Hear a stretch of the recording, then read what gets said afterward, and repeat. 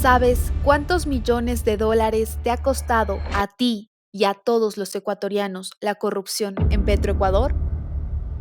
Ecuador, un país endeudado con una crisis económica que ha causado inseguridad, pobreza y desigualdad en toda su población.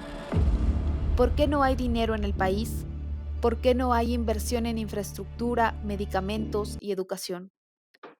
No existe inversión porque el dinero se lo llevan autoridades corruptas que desvían los fondos que genera el país a sus propios bolsillos. Además de la mala gestión de proyectos, toman el poder para servirse a sí mismos, mas no para servir a los demás. Tal es el caso de Petroecuador, empresa pública encargada a la exploración, producción, refinería y comercio de hidrocarburos en Ecuador. Gran parte de los fondos han sido saqueados por altos funcionarios de la estatal petrolera. Sobornos, sobreprecios, en contratos y malas gestiones afectaron a la economía y los recursos públicos. Para darse una idea de la importancia de Petroecuador, es el responsable de la producción del producto que ha generado más ingresos en el país durante las últimas 5 décadas, el petróleo. Exploraremos quiénes son los responsables de la corrupción petrolera, las causas y consecuencias que ha provocado en el país. La corrupción ha drenado al Ecuador. En el año 2016 salió a la luz el caso Capaya, centrado en Carlos Pareja Yanuseli, ex alto funcionario del gobierno. Es un claro ejemplo de la corrupción en Petroecuador. Yanuseli fue condenado por múltiples delitos, incluyendo sobornos, delincuencia organizada y peculado, relacionados con la asignación de contratos y el manejo financiero de la estatal petrolera. Este caso reveló una red de corrupción que involucraba a funcionarios petroleros y contratistas. Además, sentó un precedente en la lucha contra la corrupción en Ecuador. Durante los 10 años del correísmo y también durante el periodo de Lenín Moreno, la estatal Petroecuador manejó la astronómica cifra de 143.569 millones en contratos de venta de crudo y derivados de compra de combustibles para consumo interno. Esta cantidad representa más del doble de la actual deuda externa del Ecuador y es incluso mayor que el PIB del país. La corrupción en Petroecuador no se limitó a las fronteras nacionales. Investigaciones internacionales en Estados Unidos, Brasil, México y Ecuador revelaron una red de sobornos que involucraba a grandes empresas petroleras como Vitol y Gumbor, así como a altos funcionarios ecuatorianos, incluyendo Jorge Glass Espinel, ex vicepresidente del país. Estas investigaciones llevaron a condenas y acuerdos de pago millonarios por parte de las empresas involucradas, como Vitol, que pagó $135 millones al Departamento de Justicia de Estados Unidos por violar la ley de prácticas corruptas en el extranjero. Sin embargo, también dejaron en evidencia la magnitud del problema y la falta de control en Petroecuador. El caso Petroecuador surge a raíz de una investigación publicada por el Consorcio Internacional de Periodistas de Investigación en abril de 2016 sobre los denominados Panama Papers. No se trata de un solo caso, sino de una red de corrupción que involucra múltiples investigaciones, procesos judiciales y acusaciones a diferentes personas. A lo largo de la red de corrupción se han encontrado casos emblemáticos como el caso Capaya, centrado en Carlos Pareja Yanuseli, ex alto funcionario del gobierno correísta, es un ejemplo emblemático de la corrupción en Petroecuador. Yanuseli fue condenado por múltiples delitos, incluyendo sobornos, delincuencia organizada y peculado, relacionados con la asignación de contratos y el manejo financiero de la estatal petrolera. Este caso reveló una red de corrupción que involucraba a funcionarios petroleros y contratistas. Además, sentó un precedente en la lucha contra la corrupción en Ecuador. Yanuseli recibió sobornos de contratistas a cambio de contratos favorables y utilizó su posición para enriquecerse ilícitamente.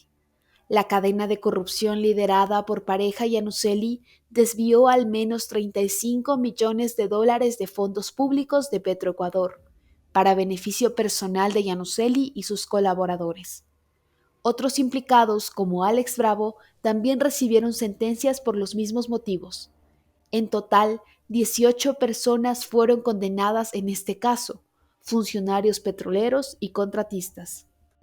En septiembre de 2020, la Fiscalía del Distrito Este de Nueva York formuló cargos contra Javier Aguilar, exgerente de Vitol, por presuntos sobornos a funcionarios de Petroecuador. Se descubrió que Vitol también pagó sobornos en Brasil y México durante 15 años.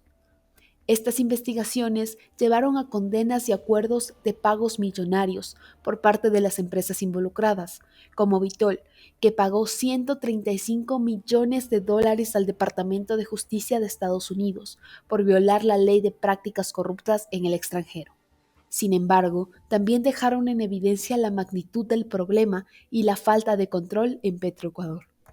Durante el gobierno de Rafael Correa se implementaron cambios en la política hidrocarburífera para eliminar intermediarios y establecer acuerdos directos de gobierno a gobierno, especialmente con China. Sin embargo, estas medidas resultaron en un escándalo que habría dejado al país con pérdidas económicas enormes. Entre 2010 y 2020, la mayor parte del crudo ecuatoriano fue adquirido por 3 empresas asiáticas: PetroChina con el 56,3%, Unipec con el 16% y PTT con el 13%, sumando así el 85,3% del total. A pesar de ello, los principales destinos del crudo fueron Estados Unidos con el 44%, Panamá con el 22%, Perú con el 14% y Chile con el 11%. Durante el primer semestre de 2021, Panamá fue el mayor receptor con el 46%, seguido por la costa oeste de Estados Unidos con el 24%, el Lejano Oriente con el 14%, Chile el 8%, Perú 2% y otros con el 6%. El transporte se realizó principalmente en buques, tanques Aframax y Panamax, con un menor porcentaje en buques de mayor calado como Suezmax, BLCC y Handymax, que ofrecen ahorro en fletes por economía de escala. La estrategia de transporte incrementó los costos de flete para Ecuador, reduciendo el precio de cada barril de petróleo en aproximadamente $4. El precio del mercado de un barril de petróleo Brent es de aproximadamente $80. Fernando Villavicencio, antes de su asesinato, describió una gran trama de corrupción liderada por Nielsen Arias, Jorge Glass y Rafael Correa, relacionada con negociaciones petroleras y deudas con China, que resultarían en una deuda de 19.000 millones de dólares para Ecuador, comprometiendo alrededor de 1.300 millones de barriles de crudo. Vender barriles con un descuento de $4 del precio de mercado causó una pérdida de ingresos de aproximadamente 5.200 millones para el país, parte de los cuales terminó en sobornos a funcionarios públicos y de Petroecuador, incluyendo a Nielsen Arias. Los sobornos involucraron a figuras como Raymond Cout, Javier Aguilar y Enrique Cadena Marín. Estas denuncias son verídicas. La justicia de Estados Unidos confirmó sus hallazgos. El ex alto funcionario de Petroecuador, Nielsen Arias Sandoval, está implicado en un esquema de sobornos y contratos irregulares en la estatal petrolera. Arias fue acusado de lavado de activos, conspiración para cometer lavado de dinero y cohecho. Arias participó en un esquema de sobornos y lavado de dinero internacional entre 2010 y 2021, utilizando su cargo para asegurar contratos con empresas extranjeras. Según investigaciones de Estados Unidos, la estructura de sobornos continuó activa hasta al menos 2021. El dinero obtenido se ocultó en cuentas bancarias offshore y se relaciona con otros casos de corrupción en Petroecuador. El caso doble transacción involucra la compra irregular de un terreno a un precio sobrevalorado para la construcción de la refinería del Pacífico.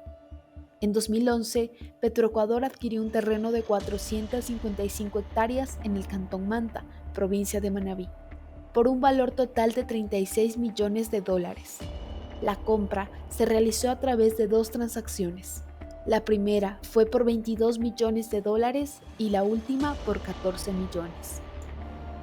Las investigaciones han revelado que el terreno fue comprado a un precio sobrevalorado. Se estima que el valor real del terreno era de $10 millones.